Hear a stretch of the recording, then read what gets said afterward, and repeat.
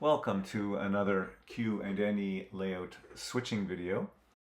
This time we're going to gather up all the releases from customers in the lower industrial zones. That's zones E, F, and G. At the end of the video, there's a very brief update on what's happening in the basement for the extension. Stay tuned for that. Much more to follow in my next video. Our transfer crew, using a pair of GP38-2s, is going to run caboose hop over to the Shingles plant, and they will pull all the cars available, released by the customer, on tracks EA and EB.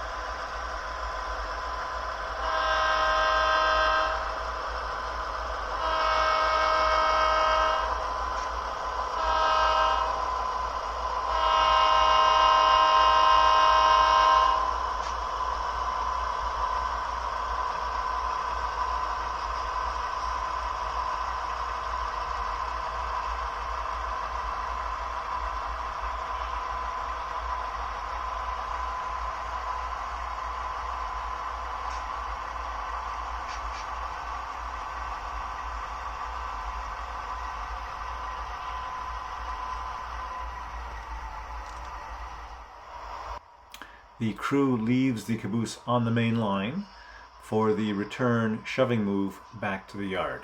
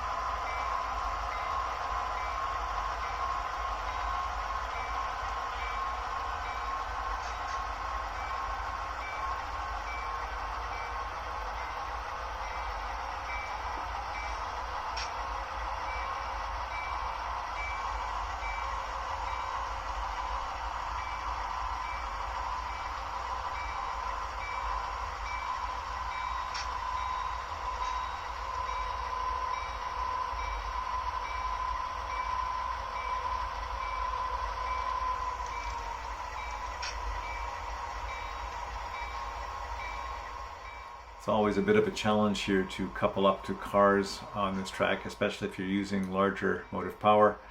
It's right after a curve, so the couplers don't always light up.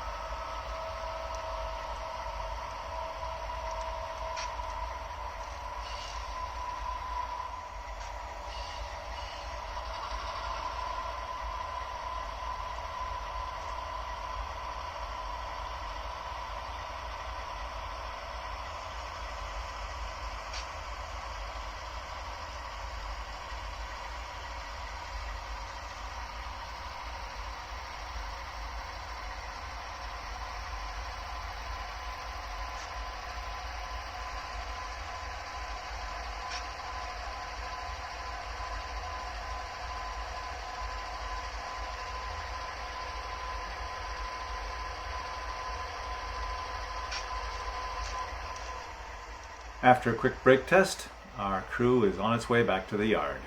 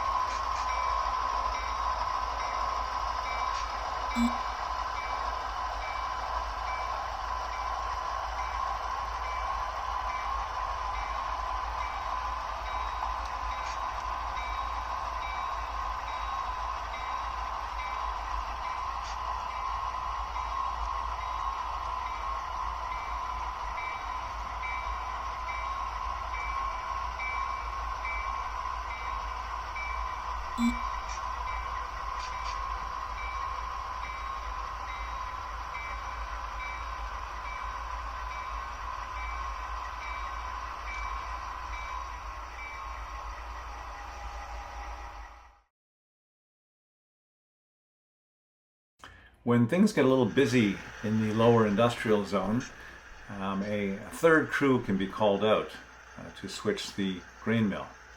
So here we see GP9 number 64 going out to do just that. There are 11 cars on hand today at the mill. 4 are on the unloading track and another 7 on the hold track. We have 2 cars that are released, empty, and we have to respot a few others.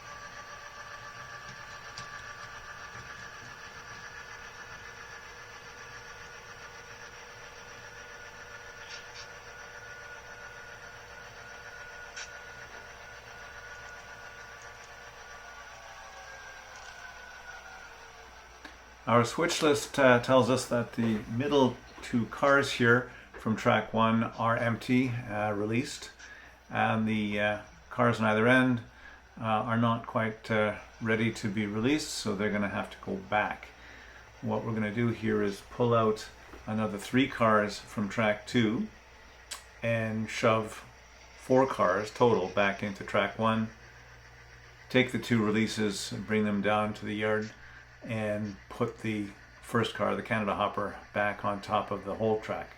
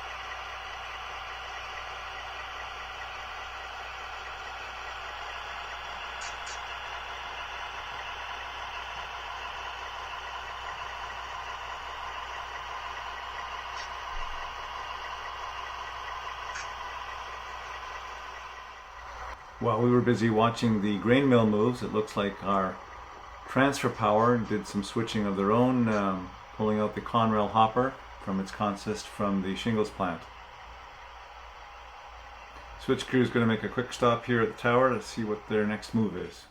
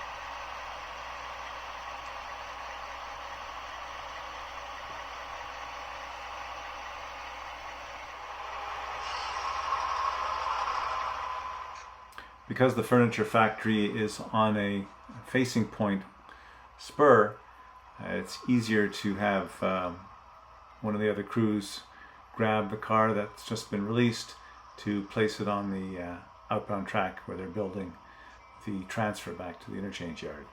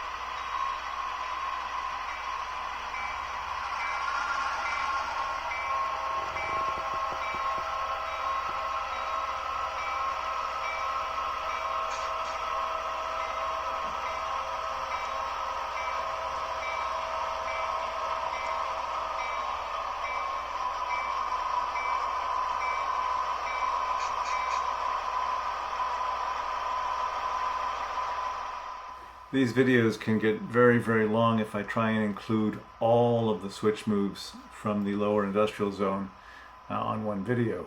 As you can tell, we've only scratched the surface here with the shingles plant, the grain mill, and the furniture factory.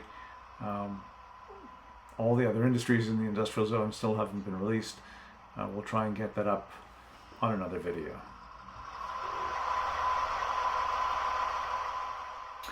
But in the last few minutes here, before we hit the 30-minute mark, as promised, here's a sneak peek at what's going on with the expansion program.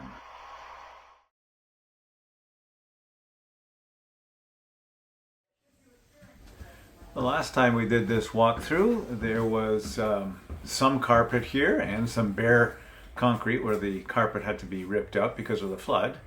Now we have some nice new fake planking vinyl flooring. It looks very nice and gives you a sense of the size of the room we have for expansion of the layout. Of course, we're not going to use the entire room. We have to leave an accessway to the electrical panel that is hidden behind these two swing-out doors. And we have to maintain a clear path to the archway through to the existing layout. The overall dimensions of the room are roughly 10 feet wide by 18 feet long. We will be using a pear-shaped section that is at its widest 7 feet and its longest 13 feet.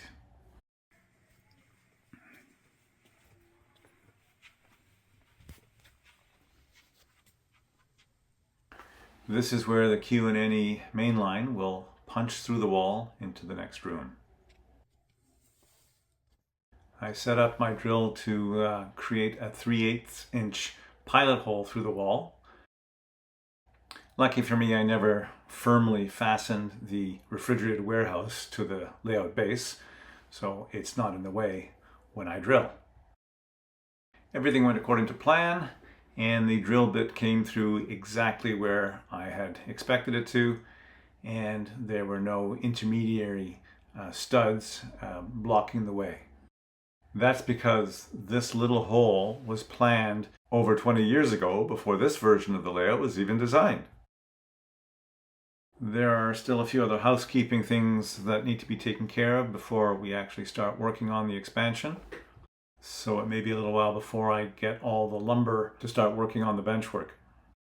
In the meantime, in the next video, I will share some of the motivation for this expansion. And no, it's not like, as the mountain climbers say, when you ask, why did you climb Mount Everest? Because it's there. We're not expanding the layout because I have the space. There's a bit of a story behind it. So tune in next time to find out what it's all about. As always, thank you for watching. If you enjoy layout improvement videos, here are a few others that you may find interesting. If you're not already a subscriber, you can click on the logo on the top right-hand corner of your screen.